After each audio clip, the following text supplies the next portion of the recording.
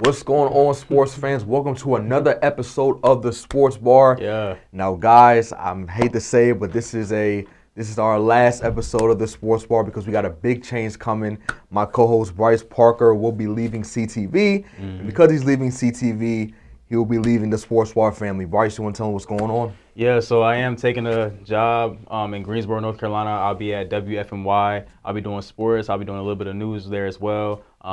I'll be at their CBS station down there in Greensboro. So I'm excited to go. I'm excited for the new opportunity, but definitely going to miss the PGCTV family. Definitely going to miss the Sports Bar family as well. Absolutely. So, and before his last day, we want to get one more sports topic in. And if you haven't heard already, Commanders fans, Terry McLaurin has requested a trade. It's very unfortunate. Very unfortunate. Honestly, I'm not too concerned at the moment. Yeah. Cowboys fans, you should be concerned, but I'm not too concerned in the moment for this Terry McLaurin trade because I think he wants to be there. Both sides want him there. The Commanders have already said they don't plan on trading him, and I believe money-wise, I think they're at least in near the same neighborhood. I think $30 million is a good sweet spot. I have been hearing from other people that he wants something that's more than $32 million. I don't think that'll actually happen. Yeah, I know they're trying to save some years, save some time, save some money for eventually having to pay Jaden Daniels and some other guys in the next couple of years. But I think this is a deal that does get done. I don't think it should have got dragged out this long. Yeah. Pay the man. That was our receiver last year, over 80 catches, 13 touchdowns, and he's your superstar quarterback's favorite target. You got to bring him back. Absolutely, you got to, man. It's like you said, definitely unfortunate. Like you said, I'm not worried too much because this is a negotiating tactic that wide receivers do use. It's not the first time that a receiver has requested a trade to try to gain more leverage in contract talks. If I was the Commanders, you got to pay him because like you said, this was JD's favorite target last year by far, and we see what happens when Terry got a legitimate quarterback. He had a career year. He had 13 touchdowns, I think, which was a career high. I do think they're going to pay him, but I heard that Washington, they're offering him money in the 20s, but he wants money in the 30s. I've heard reports that he wants to get paid more than DK. Yeah, more than DK. Yeah. I know they did. I think it was last time I read it was 25. Then they offered him 27, then 29. I honestly think he should have took 29. Yeah. And I mean, when you get to this point in the negotiation tactic, you're about week 2 into a training camp. Pads went on last practice. You're at the point where you don't want to miss more time. You want to get those reps in. And also, things about training camp, like you want to condition your body. Like you have to, not just conditioning your body for the hits. You got to condition your body to be able to run with shoulder pads on. Yeah. That's the reason why training camp is 3 seasons and it's not 3 weeks and it's not just 2 weeks of playing. Like you need that time to get your body correct. Because I mean, as you've seen with the NBA. You see the guys in the NBA, they don't practice. Yeah. That's why you're seeing all these soft tissue injuries. These I was just about to bring that up. Yep. They don't practice enough. They don't run enough. They don't condition enough in the season. That's why you're seeing all these injuries to these guys in the NBA. With the Halliburton, Dame had one. Yeah. Jason Tatum had one. Crazier for Achilles. Like that stuff is prone to happen when you don't have that time before the season to condition playing in game speed. Because working out is one thing. Game speed is totally different. Exactly, because you can do as many. I'm sure Terry's been putting in work doing drills and all that stuff. You can do as much of that as you want to, but it does not replace actual football contact. And like you said, he hasn't played real football since, or he hasn't been in shoulder pads, anything like that since January. Yeah, the unfortunate loss in the NFC title game, but we ain't gonna talk about that right now. But seriously, that's like you said, you not practicing with the team. That's how you get soft tissue, and that's how you get hamstrings and other things of that nature, man. So we gotta get this. We gotta get this done. I was for a sec, because a lot of these contract talks, it seems like it's a distraction. But I don't know. I wouldn't really call it that with this team because it still seems like this team is going forward without Terry because they have other guys that they have other things they need to focus on, which I like about this team. It seems like they're not concentrating too much because they had multiple acquisitions this past offseason, both on offense and defense. So I do like the fact that it seems like the team isn't too distracted by this whole Terry McLaurin signing out, in my opinion. Yeah, it seems like the team morale is still up, it's still high. What I will say is with this receiver room, what Terry McLaurin being out does help with is getting some of these newer guys in the rotation. Luke McCaffrey going into year 2, he's probably going to have an increased role in the offense. You have Jalen Lane, rookie. who's going to come in. He's getting those reps. Debo, he's coming from another team. He's getting those reps, and especially with Noah Brown being out too. So when you have these 3 guys who have been elevated into positions, they're getting these first-team reps. I think that's going to help you in the long run, in the depth-wise. For sure. What I will say is it does suck because Terry does need these reps, conditioning-wise, just get himself back into the flow of everything.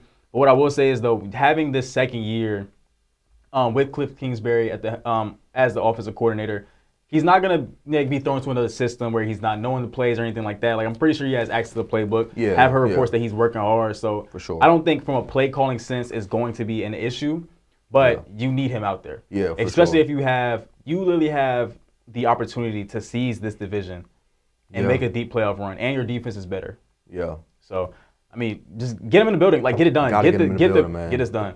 Yeah, Yeah. It seemed like we can never. It's always something with this Commanders team, man. Right. Like it's crazy. We gotta we gotta get Terry in the building, man, because I would really hate for it to be a case where the first time he plays football is in week 1 of the NFL season. Like and the season's getting closer and closer. We about to start preseason soon. Right. That first game was yesterday. Yeah, man. So we got to get him in the building, man, for sure. Another player that requested a trade, Micah Parsons. Micah Parsons. I'm not gonna lie, as a lifelong Dallas Cowboys hater, I'm not mad at it. Yeah. But no. Jerry has this thing. I don't know if it's like it feeds his ego and like the power. I don't know why he does it. But like he loves to wait and spend more money than he should. Like we know Jerry does pay the guys. Yeah. Except for Amari Cooper. Yeah. Who ends up leaving. And I'm like, you don't want another Amari Cooper situation to happen with your best defensive piece by far. Exactly. Especially when you have a defense that is anemic to the run. Mm-hmm. You have an offense that is sometimes spotty in running the ball, so they have to throw the ball so much. And you have your offense who's getting off the field quick. You have your defense that's staying on the field for a long time. You need that edge rusher as a guy who can be – you need that staple piece. Yeah. You need that piece. And I just feel like Jerry Jones, this is a no-brainer. Like, this is your best player on this team. Absolutely, for sure. This is by far your best player on the team. Yeah. One of the best pass rushers. This is a guy you should have got this deal done. Ben got it done. There's no reason why you're going into – and mind you, this was a rookie deal. This wasn't like Terry where this is like another contract and then he's trying to get his last one, so you're trying to get the money right, trying to get the small details right. No, you could have either did a rookie extension last year, got out the way. He would already been the highest paid pass rusher already. You could have got the deal done this past season, early in the offseason. There was just so many opportunities where you could have got this deal done, and it made too much sense. Well, Jerry, if it makes too much sense, Jerry's not going to do it. And the thing with Jerry is, and then I think what made things worse is he dissed Micah too. I don't know if you saw. He did diss Micah. That whole. He said Micah has to want to get paid too. What do you mean he doesn't want to get paid? Yeah. Of course he wants to get paid. That's the whole reason why he's sitting out. He wants to get paid. He wants to play football. He wants to be valued. Yeah, and then he also dissed him too when he talked about how he was like, oh, Micah missed 6 games last year. First of all, it wasn't 6, it was 4. So first of all, he was wrong on that. And then he's making it seem like Micah is this like injury-prone guy when that's not the case. For the most part, Micah's I think it's 4 years he's been in the league. In his 4 years, he's been a pretty healthy, pretty durable player, and he's been one of the best players.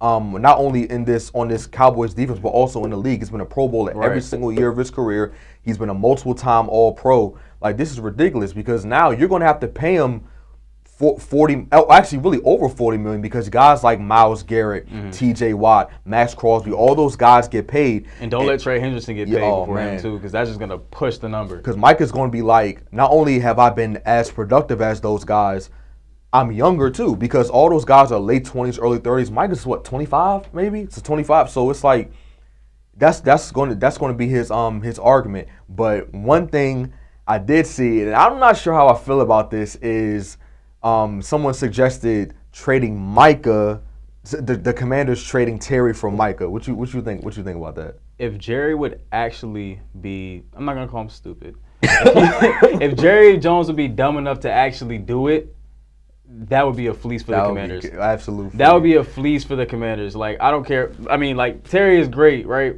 But if you get a Lawrence Taylor type of generational pass rusher on this Commanders team, that makes so much of a difference. I mean, I think that automatically puts them at the top of the NFC. Yeah. I think they leapfrog the Eagles. I think they leapfrog Green Bay. I think they leapfrog The Lions. Now, I personally think the Commanders might be maybe the third or fourth best team, in my opinion. But I automatically think if they get Micah, I don't think it's going to happen. But if they do get Micah, that would push them ahead of everybody. They would truly be my Super Bowl favorites to come out of the NFC. Oh my God, yeah, that would be crazy. Like I said, I don't think Jerry's going to do it because, like you said, Jerry at some point he does pay his players, and for us, I would like it because one thing I am concerned about this team as far as the Commanders go is our pass rush because we didn't really sign any notable guys. We were in the Trey Hendrickson sweepstakes, the TJ Watt sweepstakes, but obviously that didn't happen. So it seemed like we're kind of gonna focus on quantity in terms of instead of quality as far as our pass rush goes. So you plug Micah in, he fixes that immediately. But me personally, I would do it, but Jerry Jones is not going to do it. Obviously our wide receiver room takes a hit but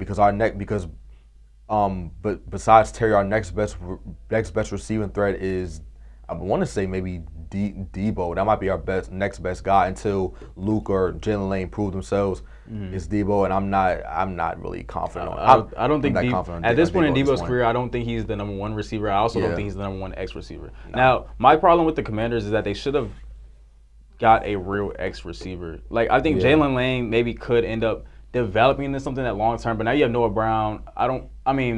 He could be ready for week 1, but I think you could have got it.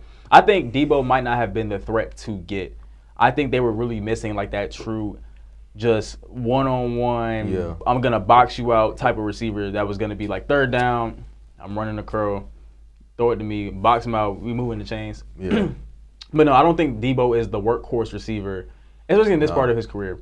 Yeah, because when the signing was announced, I was fine with it. I wasn't like over the moon happy because like Debo, he's not the same guy he was back in. He had that one great year. We had like 1,400 yards. He was Pro Bowler, All Pro. Outside of that year, I'm not gonna say he hasn't been productive, but he definitely hasn't been nearly as productive as that 1 year back in like 21 or 22. I forgot which exactly what year that was.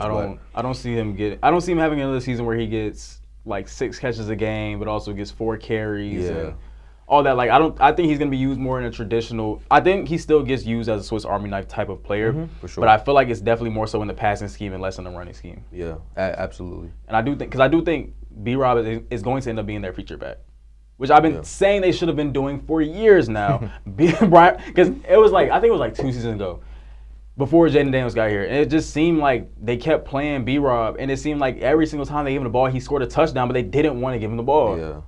Yeah. Oh man, it's just it's a lot. I like B-Rob. I'm definitely a big fan. Like I said, he got hurt last year. Hopefully he can stay healthy and really take the load off JD. So and really help out that rushing attack. Him, Eck, I forgot the other guy's name. I think it's Nichols. Nichols too. We got another running back too. Ja'Cory Krosky Mary. I think they call him Bill. I think for short. But it's like I said, definitely gonna be interesting to see what happens with this whole Terry thing. That whole Micah for Terry, I don't think that's gonna happen. I would love for it to happen, I don't think that's gonna happen. I don't think Jerry is that far out of it. Like I do think he does try to at least get the Micah deal done. Yeah. Pays too much for him like he does every single superstar, but I still don't think it matters. Like I still think I still think the Cowboys still have too many problems on that team, especially when it comes to defensive depth, run stopping, and running the ball. Yeah, they let Rico Dowdle walk. Was that this year or last year when they let That was this past offseason. He was 1,000-yard rusher and they let him walk. So I don't really know who. I don't know what it is. I think it's like Jerry doesn't like value the run game. Yeah, and if there's anything this past season showed us, it's that running backs are still very much valuable. Running backs matter. I mean, you literally had 3 running backs who joined different teams. You had Josh Jacobs, you had Derrick Henry, you had Saquon Barkley. All of them monster seasons. You literally could see the difference in the teams from week 1. Like you could just see it from Green Bay to Baltimore to the Eagles. Like you literally saw the difference between them this year and last year and the year before.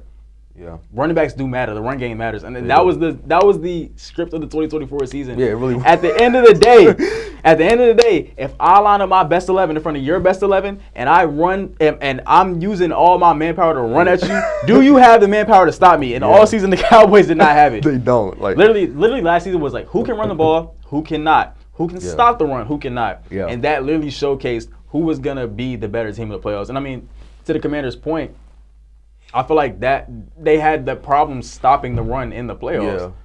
And at the end of the show, Mike Tannenbaum, me and you got beef. I'm not gonna lie. Say another take I don't like, I'm on that. All right. So this morning on Get Up, you said your 5 best NFC quarterbacks were 1, I saw that. Jordan Love, 2, Jaden Daniels, 3, Jared Goff, 4, Jalen Hurts, and 5, Baker Mayfield. Mike Tannenbaum, come to the front. None of those quarterbacks have Super Bowls but Jalen Hurts, so there's no way. Jaden Daniels beat one of those quarterbacks. Actually, no. Jaden Daniels beat 2 of those quarterbacks in the playoffs.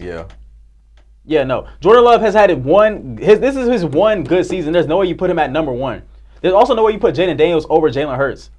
That makes no sense at all. So what was your order? Yeah, I would say. If I got to research, I would say Jalen Hurts at 1. Yeah. Right. Jaden Daniels at 2. Mm-hmm.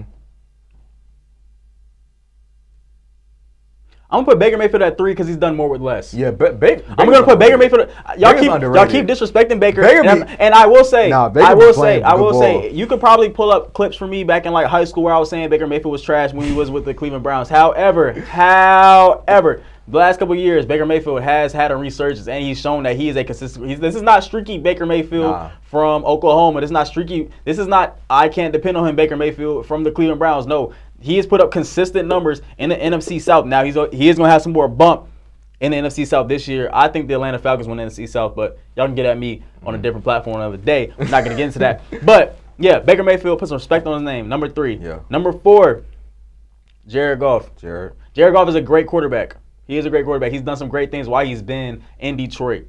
He definitely defied the odds when he got traded for Matthew Stafford. Man. I wanted people to thought his career was over when he I was like, he getting sent to Detroit. I was like, this is the quarterback graveyard. This is the quarterback's going to die.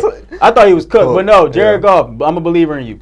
And especially you got some weapons around you too. You still got a good amount of offensive weapons behind you. Yeah. I think it's going to be a great season for the Detroit Lions as well. Now, I do think they do get beat out in their division by the Green Bay Packers because they have a better schedule. They have a worse schedule this year. Mm-hmm.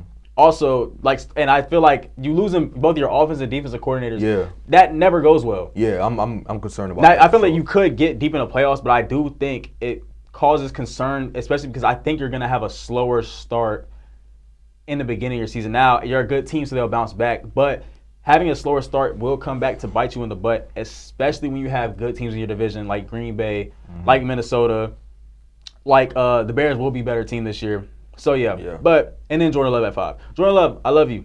You're a great quarterback. I like what you got going on there in Green Bay. I think he will have another great season as well. Again, I think, especially with the addition of Matthew Golden. Yeah. They got some weapons now. And then Josh, and then like I said, like we said earlier, Josh Jacobs can go.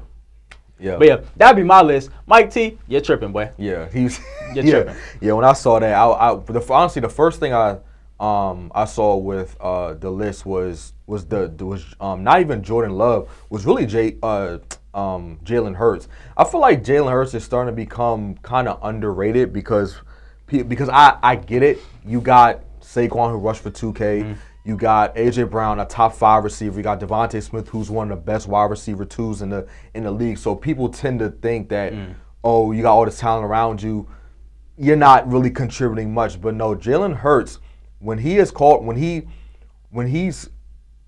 upon, he can make plays. Because if you look at it in the Super Bowl, the Chiefs, they shut down Saquon. They said, Saquon, you are not going to run for 200 yards and 2-3 touchdowns. They literally said Jalen Hurts, beat him with your arm. What did he do? And that's exactly what he. That's exactly what he did. Took his belt off. Yeah. And what did he do? Took his belt off. Yeah, man. Like it's crazy. Like I feel like, and I seen this on like TikTok or something, or another I guess analyst has said this, and it's like we're starting to look at quarterbacks the way that we look at NBA players, and I don't think we should do that. We're valuing traits over success, and that is dangerous. For example, we keep saying Justin Herbert is a potential top 5 quarterback when he has not done top 5 things. Yeah, I got my He hasn't performed in a top 5 way. He's like, oh yeah, it's a big arm and da. We expect him to do all these great things and throw for 4,000. That's not going to happen. That's not gonna happen, especially with Greg Roman. Yeah. Mr. Tote That Rock. Yeah, because Lamar Mr. Tote That Rock himself. You think Justin Herbert, especially all them tight ends, and plus all them tight ends and the running backs they got? Yeah, but saying the Jim Harbaugh offense. They're about to run so much 12, 13, 21 personnel. If you don't know what that is, so 13 is 1 back, 3 tight ends, 1 back, 12, 1 back, 2 tight ends, 21, 2 backs, 1. These are heavy run sets. When you see this, when you see 13, 14, 21, 22 personnel come in, you'll see the defense do like this. That means the heavy boys coming in. All them 300 pounders, they gonna look at the sideline and be like, heavy. Oh, you're gonna see the big boys run out with the stomachs. Yeah, they try on the field. That's exactly what you're gonna see every single time. It's second and short with the Los Angeles Chargers. Anytime somebody's playing the Chargers this season, that's all you're gonna see. Yeah. But no. So, and then like you look at the NBA, because quarterback is the most dependent position in football. You need so many things to go right in front of you. You need the line to block. You need the running back to do the right protection reads. You need your tight ends to be on point. You need your receivers to be on point. And you really need a guy who is going to be steady at the helm. Basketball is different. Like, yes, you can have one player that carries you. Like, I mean, you see like Halliburton. The reason why we love Halliburton is because he showed up in big moments. Yeah. And he can get a team where you see, oh, this may be a subpar roster or a roster that's not as good. You literally see Halliburton elevate a roster. Yeah. Like with football, one player is not going to get you to the championship. One player is not going to save your season. If that were true, Larry Fitzgerald would have a ring. Calvin Johnson would have a ring. LaDainian Tomlinson would have a ring. Shit, Barry Sanders would have a ring. Barry Sanders would have a ring. Dan Marino would have a ring. Yeah. And speaking of crazy quarterback battles, the Cleveland Browns. Oh my God. Let's talk about the Cleveland Browns. So, I don't like how they doing Shador, bro. I don't either. Your quarterback roster is a 40-year-old Joe Flacco, Deshaun Watson. Don't really have to explain why. You should know. I'm just gonna say Deshaun Watson, who you put on the I think you put him on a PUP list or something like that. So he's really not in the scope, but he's still in your roster. You still gotta own that. Dylan Gabriel. Yeah. Oregon product. Yep. Shador Sanders. I don't know what they're doing. And did you see? And don't they have Kenny Pickett too? Kenny Pickett too. Yeah, that's. Yeah, and then they got so you have five quarterbacks. Five. Yeah. Well, I'm counting Deshaun. I'm sorry, you got to own Deshaun. Yeah. You have 5. Guaranteed contract. You have to own Deshaun Watson. Dang. But yeah, you have 5 quarterbacks on your roster, right? Somebody has to get cut. Yeah. And it seemed like it's going to be Shador. If they cut, I'm telling you right now, they have to either cut. Well, I know they're not cutting Joe Flacco because he has to be the veteran presence there. Yeah. I mean, I don't see them. I know they'll carry at least 3 quarterbacks. So either Kenny Pickett, Shador, or Dylan Gabriel has to get cut. If they cut Shador, somebody's picking him up. I promise you. Yeah. And then the lawsuit came out that the NFL colluded to not make sure there were any more guaranteed contracts after Deshaun Watson. Yeah, he messed it up for a lot of people, man. Like that's. Well, in my opinion, I mean, I feel like that lawsuit or like that article was just a long time coming because I mean I feel like we all knew it. We all knew there was no way that they were gonna let any other team give a quarterback a fully guaranteed contract. Like this is football. This is not baseball. And baseball actually has their own issue because they're trying to get rid of guaranteed contracts in baseball, and they're about to strike. Yeah. I think that's going to be ugly. I think they are potentially in baseball. They are potentially headed to another lockout. And then Bryce Harper. I think he's the president of their players association on the active player side. He said we're willing to sit out all 182. Dang. And I think it's possible they could be headed there. But another story for another day. But yeah, no. But the person that I feel like got messed up the most from the collusion situation is definitely Lamar Jackson. Because what do you mean to tell me that Lamar Jackson says, okay, I want to trade, and the Ravens say, okay, go find a trade partner, and no team wants the former MVP? That makes no sense. You cannot tell me that's not collusion. Nah. Yeah. You can't tell me there's no way that no other team and all other 31 teams did not want, especially after, because mind you, he was the 32nd pick. The Ravens traded back into the first round to draft Lamar. Yeah. So every other team passed on him the first time that they had the chance to draft him. He goes, wins the MVP, comes back, he wants his money. No other team, not one team wants to trade him. Yeah, that makes no sense. That don't make any sense. I know a team that should have tried to trade. Well, I think every team should have wanted to trade for Lamar Jackson, Yeah. except for maybe like 2 or 3, unless your quarterback was either Patrick Mahomes, Like, maybe Aaron Rodgers at the time, Josh Allen, maybe. But even at that point, I feel like you should have traded Lamar for Josh Allen at that point of his career. But now where everything is now, Bills fans should be grateful for having. Like we good. They're good. Like the Bills fans, they're good. They're good. But at that point, I think it would have been great to trade for him. But it's just so much stuff going. Yeah, no. But this was a very packed sports bar, I must say. Very needed. Yeah, for sure, man. We definitely needed this. Man. So I'm glad we got to get this done. I'm glad we got to get it in one last time. Definitely glad we got to get it in one last time. For sure, man. We might have to do like a virtual Zoom sports bar situation or something. Y'all have to figure out something on another platform for us to do. Yeah, nah, for sure, man. It's been great working with you, bro. Like I said earlier, great having somebody to talk ball with, man. Yeah, man. It's been a great ride, bro, and good luck in Charlotte, man. I appreciate you, man. Well, I'll be in Greensboro, but I appreciate Greensboro, my fault. Greensboro, yes, Greensboro. But I appreciate you, man. I appreciate you, Simon. I know you're gonna do big things. You're next. Yeah, hopefully. You're next, man. You're next. But thank you so much. Thank you to the audience that has joined us today and has joined us always. Make sure you check us out on PGCTV online on our YouTube channel. Thank you for all the love, and we'll see you again sometime soon. Peace out.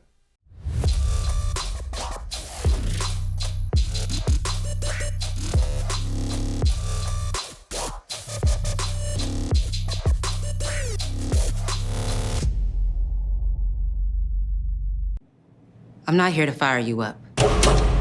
If you're not already fired up, you shouldn't be in this room. If this victory isn't worth all you have to give, then leave. But now, right now is your chance to be a part of a victory the world will remember forever. Victory over cancer. This victory isn't just happening. It isn't inevitable. What does hope mean? Now is our time, your time. You may save someone you love.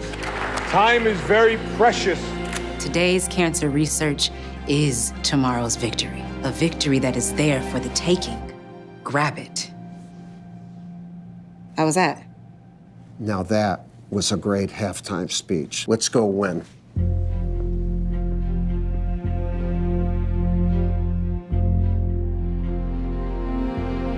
Don't give up.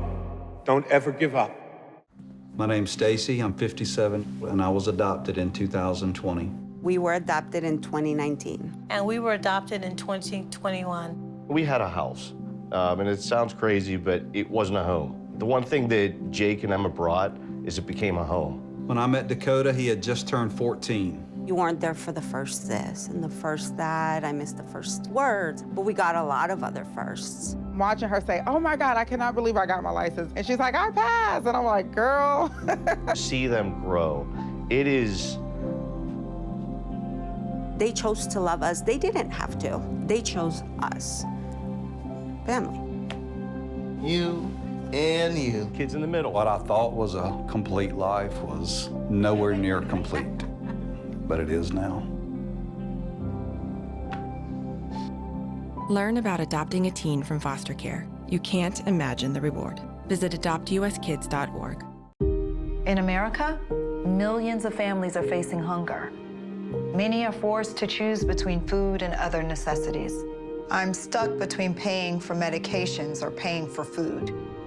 John from Maine. After rent and power, I can get groceries. It's sad to say food comes last. Anna from Texas. The Feeding America network of food banks helps provide over 6 billion meals to people in need each year. I thought pantries were for less fortunate people, but anybody could be less fortunate in a day or even a second. Claire from Virginia. Now I can provide food for my family again. It's not a handout, It's a hand up. Liam from Ohio. No one should have to worry where their next meal will come from. Together, we can end hunger. Learn more at feedingamerica.org.